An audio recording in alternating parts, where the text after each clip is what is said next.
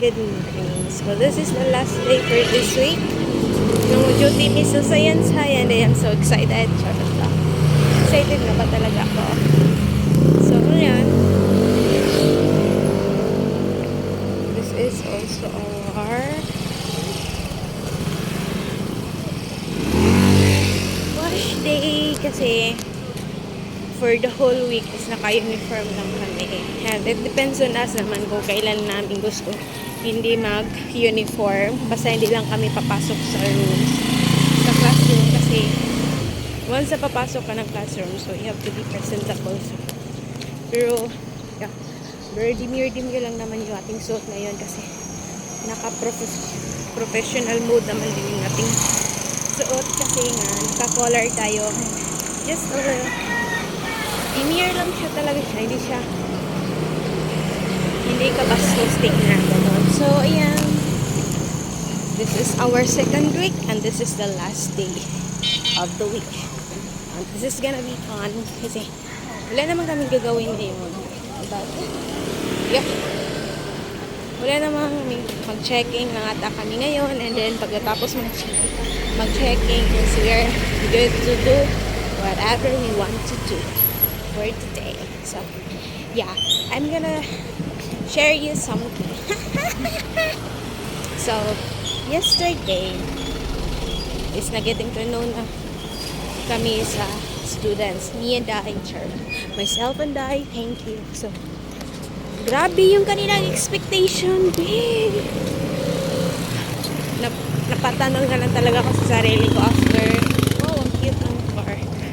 Napatanong lang talaga ako sa sarili ko after ng session kasi shortened yung kanilang time. So, bali 1 hour tapos we only have 15 minutes to get to know each other kasi meron kasing announcements yung ayun. Grabe yung kanilang expectation. I am hoping my expectation for this class is fun and engaging. How can you make fun and engaging sa mathematics? Anong activities gusto nyo? Ha? Ayan. Ang dami kasing tapos oh my god.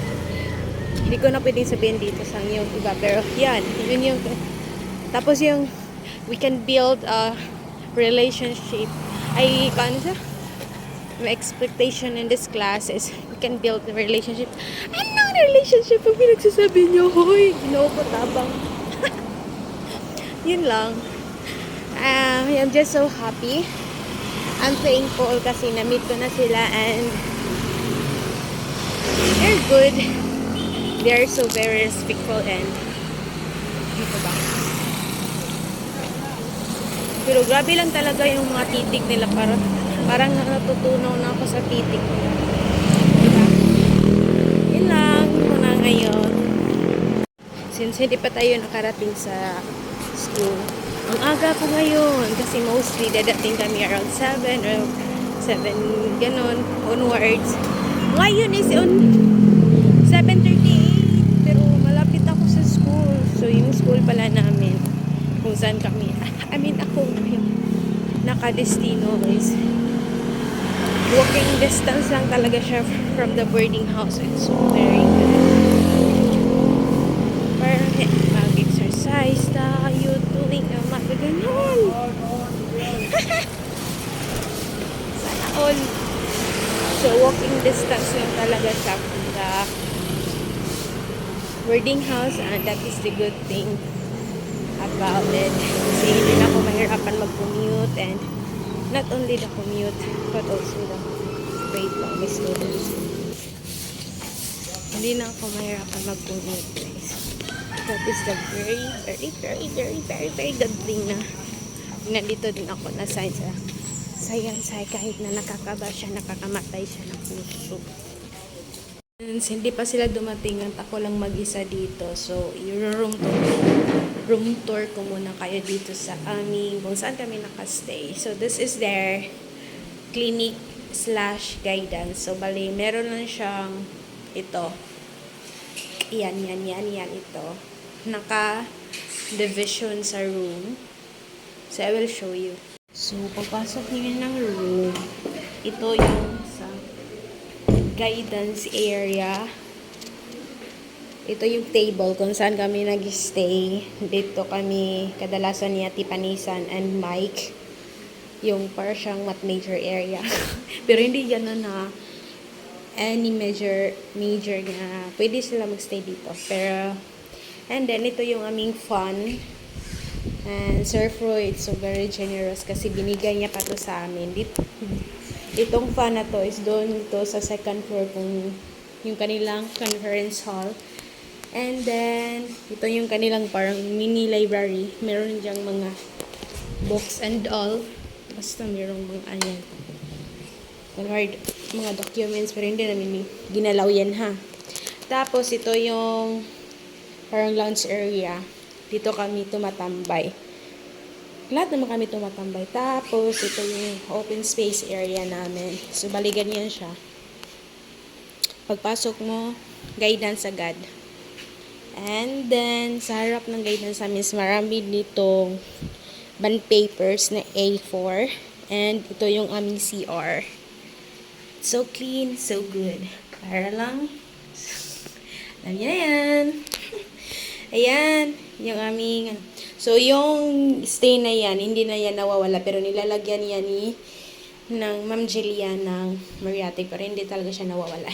Yeah, this is our CR, so nasisira na yung ganito nila, kasi according to Sir Freud, is matagal na walang gumagamit ng room na to. So, ibig sabihin, ay pag walang gumagamit ng room or kaya bahay, is nasisira talaga siya. So, yeah. So, this is also the bond paper area and the side. Ito yung kanilang mga donation na hindi pa nabibigay lahat. Mga beds and all.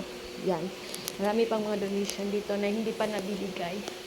And then, meron silang parang lagayan ng mga mattresses nila dito. Tapos yung mga silhig. And this area naman is ito na yung kanilang clinic. So, meron silang dalawang bed. Dito. Tapos, meron naman yung electric fan. Tapos, itong anong tawag dito, curtain na ito is pwede mo siyang ibaba pag merong patient dito. So, minsan, meron naman dinadala dito. Ganun. So, and ito naman yung another table. At dito yung kadalasan nag-stay yung student teachers ko. And meron silang mga emergency cup and first aid bags. And I do not know kung anong laman yan, pero cabinet siya. And this is the table. Parang ito yung kanilang ano ba tawag yun isa? Ano ba yun? Parang ano ba tayo? Pagpasok mo ng clinic is dito lahat tayo. So, yeah, meron dyan silang ganyang orange. Pang emergency, ano bang tawag yan? Panel, board panel, yeah. Yeah, and meron silang dito. Yeah, this is all in all. And meron kaming board dito.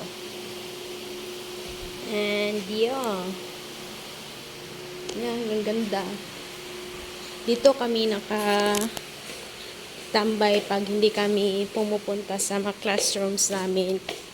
In short, it's basically, fortunately, in short, hindi kami pumupunta kasi nga yung class namin is 2 days lang siya, tapos every other day lang yung class namin. And after ng class din namin is dito kami tumatambay kung saan gumagawa kami ng lesson plan, yung mga materials na kailangan namin, yung mga manipulatives, yun dito kami gumagawa lahat. So, although, mahina yung signal dito kasi nga, para kasi kami yung building namin is, basta hindi siya mapapasukan talaga ng signal. Super hina ng signal dito. 1 to 2 bar lang yung dito, tapos hindi pa nakapasok yung mismong internet connection. Kaya, minsan lang nakiko-connect kami doon sa, yung kabila kasi nitong building is, ito yung division office dito sa Talisay City. And I will show you from the window. Yan yung division office dito sa Talisay. So, magkalapit lang talaga sila. Yeah. Diyan kami kumukonek ng free wifi kasi yung nagturo naman sa amin na merong free wifi dyan is yun yung si Sir Hindi ko na alam kung ano yung pangalan niya, pero lagi kasi siya nandito. Yeah. Pero, yeah, we are just so thankful kasi tinuro niya sa niya, meron pong free wifi dyan, mapili po kayo mag-connect. Doon pa lang namin nalalaman na meron pa at free. It's free. But you have to be patient kasi madami ding nakakonect and very low din yung internet connection niya kasi nga sa loob kami ng room. So, yeah. I think yun lang naman. Yeah. We are so far.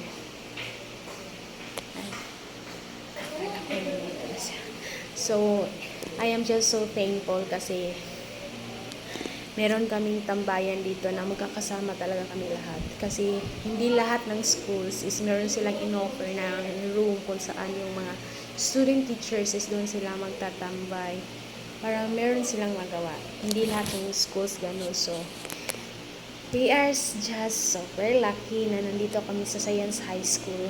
Kasi ang bait ng dito, principal. Kasi nagpo-provide talaga siya ng convenience sa mga student teachers para naman magiging kung saan magagawa mo yung productive day mo. And yung collaborations with your co-teachers and yun, yung mga nararanasan nyo sa room. So, meron kasi kami mga book. So, yan lang. Bye, guys!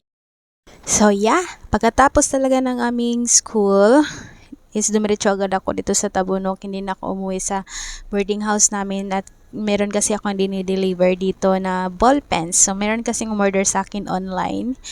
So, dineliver ko lang siya dito sa may South Agora, dito sa may Tabunok, Talisay City, Cebu. And pagkatapos kong dineliver yon is dumiretso agad ako sa sa Cebu City para bumili din ng aking paninda. So, meron naman din akong mga paninda pero hindi siya ganun kadami. Just a little bit. So, yeah. So, yung aking pagtitinda dito sa online is pandagdag yun sa aking mga gastusin sa school kasi super gastos talaga ng 4th year. So, meron pa kaming bibili na book. So, it were 475 pesos. So, pandagdag na din yun sa pambili ng books ko. So, yeah, I am so thankful na super happy ko pag meron talagang bumibili sa akin online kasi nakadagdag talaga siya sa pambili ng aking mga halimbawa lang yung libro, tapos yung meron pa kaming CAD-Tech na 700, tapos meron pa kaming retreat na 1,600. Ang dami pa talaga namin bayarin and hopefully na matatapos na to. Yeah, so I think that would be all for today's video. Yun lang sa muna. It's a very long day. So, yun lang guys. Thank you for watching it. Bye! Please like and subscribe guys. And see you on my next video. Bye!